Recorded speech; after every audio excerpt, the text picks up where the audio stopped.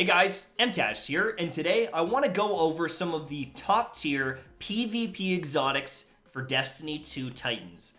Now, with the nerf of Oneeyed Mask, it's not going to be the absolute perfect, awesome pick in every situation. Or is it?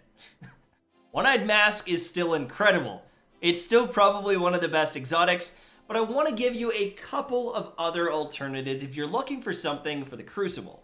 Now in PvE, that's a very different list. You start getting stuff like Heart of Inmost Light, Hollow Fire Heart. There's a couple different ones that you might want to use in PvE more, but I'm going to be looking more towards neutral game items. Stuff that will always benefit you, be extremely valuable in duels, running away from duels, getting ammo, getting buffs, whatever it might be that's going to impact your game the most in the Crucible. So let's go over a couple, let's talk about it, and let's have some fun. So number one on the list is the Skull Fort. Now this is a very niche one, and as I said, the more neutral game, the more value you have long-term in a PvP game, the more valuable the exotic will be. This one is specifically for Arc Titans. It can be pretty fun to run around and get your health back after melees, and this is something you can use a lot. But you can only use it on the Arc subclasses, so if you don't want to use Arc, this one is a low tier exotic, but it's still very good at what it does. If you're looking to shoulder charge a bunch, if you like using that ability for even movement around the map, this is going to guarantee you pretty much always have it, and you can pull off some pretty nutty stuff with the melee, the shoulder charge, and even the bottom tree. However, on bottom tree, with Thunder Coil getting nerfed and the fact you already get your health back, this isn't that great. So, let's move on to some that are going to be really good all the time. But I had to mention this one. Synthoceps. Synthoceps are incredible! Synthoceps are amazing exotics, but no one really uses them because Oneeyed Mask was so strong. Synthoceps buff your melee range, which is amazing for duels because someone slides in with a shotgun or you slide in with a shotgun and then you can lunge across the map at them with the Synthoceps. If you use it on bottom tree Striker Titan, again, extremely powerful because you get a big punch, you heal up, you get extra range, and you can dive across the map like you're lunging with a sword in Halo. Synthoceps are great. But one thing I want to warn you of is they are solar, this collections. So, if you want Synthoceps, there's one minor issue here, I think. A lot of the reload perks aren't amazing. Now, you have these artifact mods that you can get hand cannon, you can get SMG. These are obviously great perks to have. But next season, they're changing which mods they'll be. The other reloading perks here aren't amazing, and gloves are a pretty important piece of gear because the reloading is one of the biggest neutral game things ever. And so if you're neutering your ability to reload by taking this, you could run into some issues. You can run something like light arm loader to help with this, but just be careful if you're picking up the Synthoceps. You might have a year one version with a better roll, and you might want to consider that one instead, even if you're losing a couple stats here. Now, oddly enough, I roasted the feedback fence in the past. I said that this is a terrible exotic, and in PvE, it's terrible. It's absolutely terrible. But in PvP, it can actually do some fun interactions, and it can be very good for dueling, and more specifically, melee dueling. Melee kills build up energy. That's not really a big deal. You don't actually have to build up that much energy, but being struck by a melee attack reduces incoming damage and unleashes the energy in a devastating explosion. This reduced damage allows you to win some trades, and that tiny little explosion can be enough to kill people in some cases. Feedback fence is great if you're shotgunning. I wouldn't say it's top tier. I personally would like Synthoceps more, but it's something to consider because the reduced incoming damage on other melees can save your life quite a bit.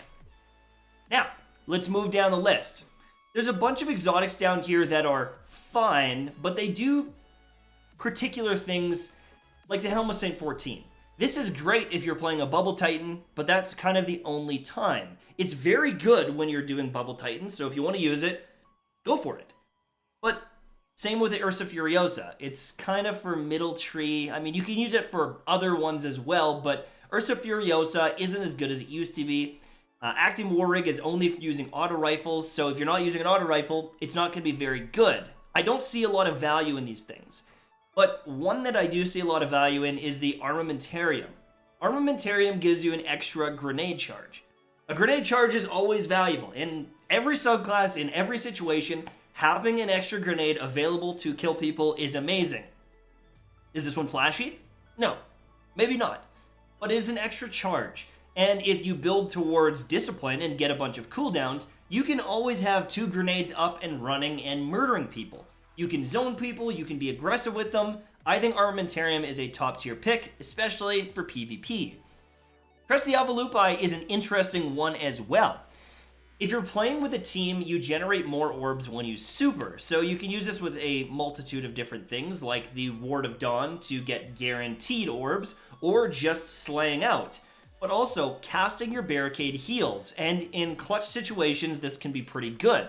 If you think of how many times you pop a barrier in a game, it might save your life more than you think. People don't really use this because, again, Oneeyed Mask was super good.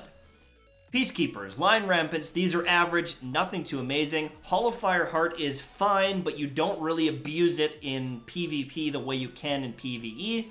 And Heart of Inmost Light, I find, is kind of memey in PvP as well. I don't see it being as valuable because it just doesn't, you can't abuse it the way you can in PvE, sorry. Now here is a big one. This is the number 1 or number 2 exotic in the game for Titans, especially after the One-Eyed nerf. This is already an incredible exotic, and I can see this being one of the most popular for a long time. Increased sprint speed is an amazing thing to happen. It also boosts how far you slide because you're moving faster, making you a very mobile Titan. Sprinting also builds up a static charge, and when you run in and melee someone, it chains to other people. And it does quite a bit of damage. If you get the 2 chains, like if you run in melee and someone stays in, it can do like 100 damage, which is their full shields. And in a lot of situations, you can actually get multi-kills just from this static electricity chaining. I think that this exotic is a top tier pick, and if you can get a good roll on it, it's going to be amazing.